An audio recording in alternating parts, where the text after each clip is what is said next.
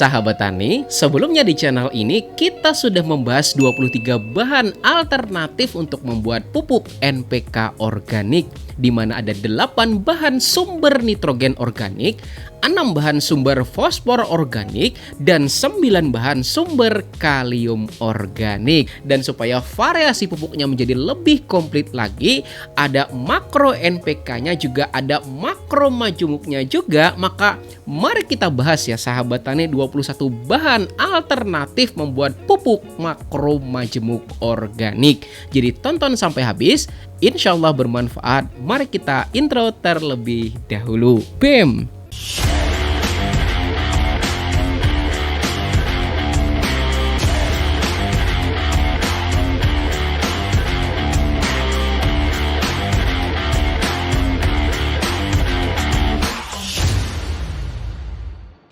Dan sebelum kita mulai videonya, klik dulu ya tombol jempolnya. Mudah-mudahan video ini bisa bermanfaat buat kita semua. Amin.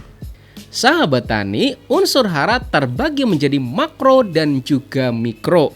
Makro artinya besar atau banyak, sedangkan mikro artinya kecil atau sedikit. Dan unsur hara makro terbagi lagi menjadi dua, yaitu makro primer dan juga makro sekunder.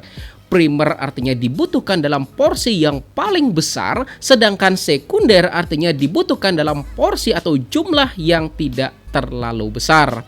Dan unsur hara makro sekunder ini terbagi menjadi 3 unsur, yaitu kalsium, magnesium, dan juga sulfur. Pertama yaitu kalsium, dan fungsinya yaitu berperan dalam memperkuat fungsi dinding sel tanaman, membantu dalam pembelahan sel dan pertumbuhan akar, serta menjaga keseimbangan ion dan juga nutrisi lainnya. Kemudian yang kedua yaitu magnesium, dan magnesium ini adalah komponen atau inti utama dari klorofil tanaman kita.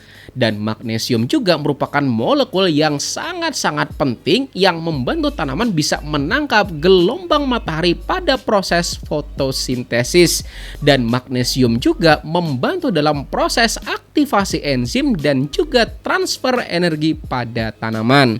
Sedangkan yang ketiga yaitu sulfur, itu penting untuk produksi asam amino, protein, dan juga enzim pada tanaman. Serta sulfur juga berperan dalam pembentukan klorofil dan membantu tanaman tumbuh lebih sehat lagi.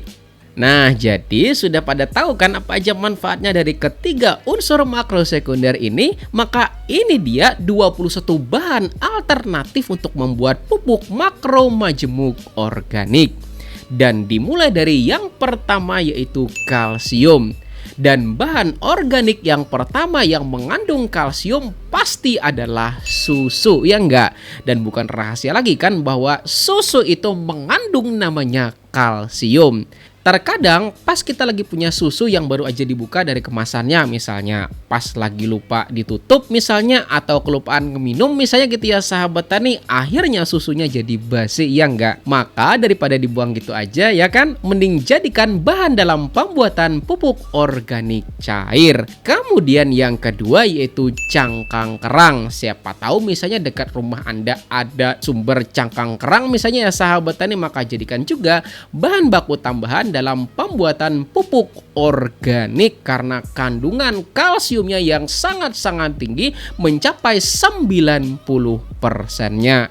Ketiga yaitu cangkang telur, dan untuk cangkang telur ini Anda jemur terlebih dulu sampai benar-benar kering, baru kemudian Anda haluskan. Dan dalam pengaplikasiannya nanti tinggal tambahin perasan jeruk ya sahabat tani, biar kalsiumnya lebih mudah terserap oleh tanaman.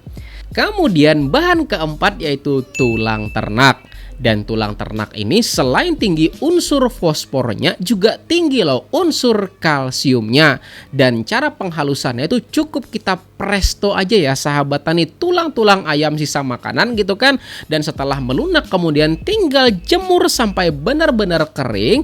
Baru setelah kering kita lakukan penggilingan atau penumbukan gitu ya sahabat tani. Nah setelah jadi maka bubuk tersebut mengandung kalsium yang luar biasa. Kemudian yang kelima yaitu kohe ayam. Dan kohe ayam selain tinggi unsur nitrogennya juga ternyata ada kandungan kalsiumnya.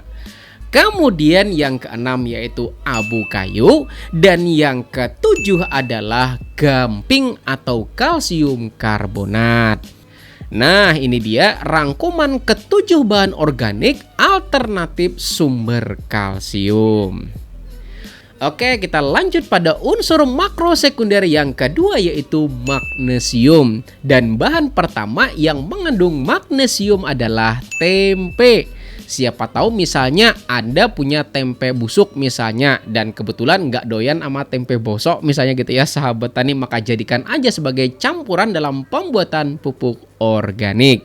Kemudian yang kedua adalah tahu, ketiga yaitu bayam, dan yang keempat adalah kangkung. Nah, siapa tahu misalnya Anda punya irisan-irisan habis masak bayam atau kangkung misalnya ya sahabat tani, maka jadikan aja bahan dalam pembuatan pupuk organik. Kemudian yang kelima yaitu kacang tanah. Kemudian yang keenam yaitu kedelai. Kemudian bahan yang ketujuh yaitu kacang hijau. Dan bahan kedelapan yaitu dolomit atau kalsium magnesium karbonat.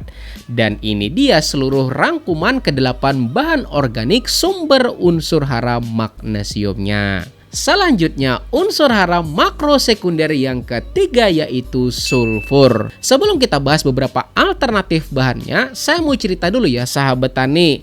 Jadi beberapa minggu lalu gitu kan ada seorang petani datang ke kita, kemudian dia cerita kalau ternyata tanamannya nggak bisa naik-naik ya sahabat tani, kerdil gitu kan. Nah, padahal dasarannya tuh udah dikasih pupuk yang lengkap gitu ya sahabat tani. Kemudian pupuk susulannya juga pakai kocoran organik sama sintetis digabung gitu ya sahabat tani.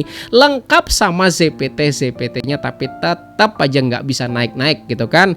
Dan setelah kita lakukan pengecekan lapangan, usut demi usut, ternyata itu disebabkan karena faktor pH tanahnya yang tiba-tiba ngedrop sampai 4, loh ya sahabat tani. Dan benar-benar kaget loh ya sahabat tani beliau. Kenapa? Karena sebelum-sebelumnya udah dicek gitu kan, pH tanahnya masih 6, gitu kan. Dan cuman dalam waktu sebulanan aja gitu kan kok bisa turun sampai 4, gitu kan.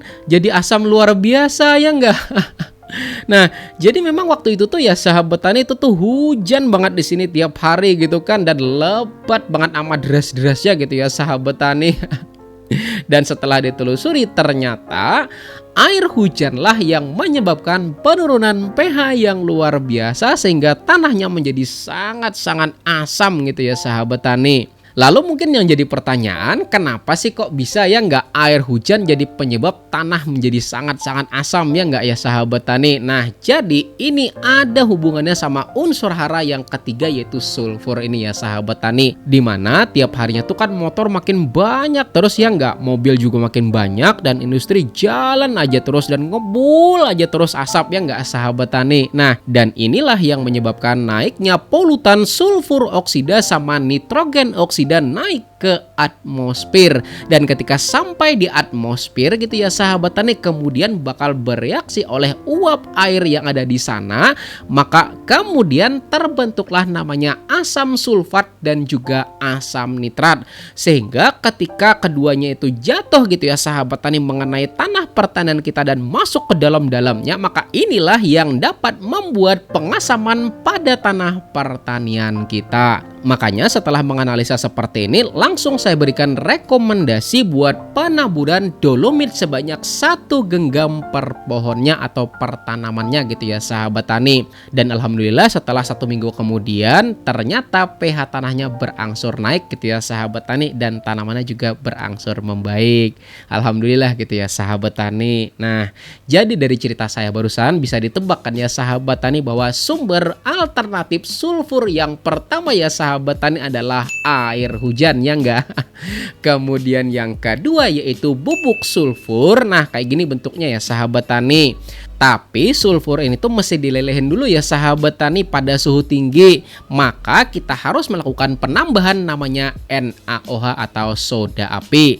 Dan setelah meleleh ya sahabat tani, maka bisa digunakan baik sebagai fungisida, akarisida, serta pada dosis yang sangat-sangat kecil bisa bermanfaat sebagai unsur hara sulfur buat tanaman. Lalu bahan alternatif yang ketiga yaitu kulit bawang merah juga ada sulfurnya. Kemudian bahan keempat itu kulit bawang putih juga mengandung sulfur di dalamnya. Kemudian bahan kelima yaitu dedak padi atau bekatul. Serta bahan keenam yaitu gipsum. Nah, ini dia ya sahabat tani rangkuman sumber bahan untuk pembuatan pupuk makro sekunder sulfur. Nah, jadi ada 7 sumber bahan alternatif untuk membuat kalsium organik. Kemudian 8 bahan sumber untuk membuat magnesium organik dan 6 bahan sebagai sumber alternatif membuat sulfur organik. Jadi totalnya ada 21 ya sahabat tani. Dan Anda bisa langsung buat satu persatu per item, misalnya kalsium dulu, misalnya kemudian magnesium dan juga sulfur, atau campur semuanya juga boleh, itu terserah Anda gitu ya sahabat tani. Atau mau dicampur sama pembuatan yang NPK yang sebelumnya juga nggak jadi masalah gitu ya sahabat tani. Oke, jadi sekian dulu ya sahabat tani video kali ini. Buat Anda yang belum subscribe channel ini, silahkan subscribe dulu dan juga aktifkan tombol loncengnya biar tidak ketinggalan video-video terbaru dari channel Penyuluh Pertanian Lapangan. Terima kasih. Dan buat Anda yang mau tambah pengetahuannya, saya punya 2 video yang saya rekomendasikan di bagian sini ya sahabat tani. Silahkan klik salah satunya. Mudah-mudahan semakin tambah pengetahuan Anda lebih mantap lagi. Terima kasih. Saya Rizali Ansar, saya akhiri dan ucapan wassalamualaikum warahmatullahi wabarakatuh.